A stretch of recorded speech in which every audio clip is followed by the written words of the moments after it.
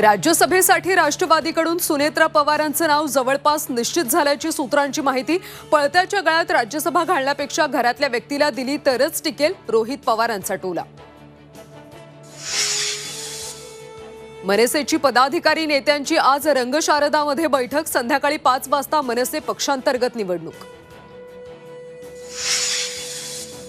नीट संदर्भात आज सुप्रीम कोर्टात सुनावणी। काउन्सिलिंग पुन्हा परीक्षा घेण्यासह एसआयटी चौकशीची मागणी। जरांगे पाटलांच्या आमरण उपोषणाचा आज 6वा दिवस। फडणवीसांकडून मराठा आरक्षणाबाबत सकारात्मक आश्वासन मिळाल्यानंतर जरांगेंनी उपचार घेणं केलं सुरू। तब्येतीत सुधारणा।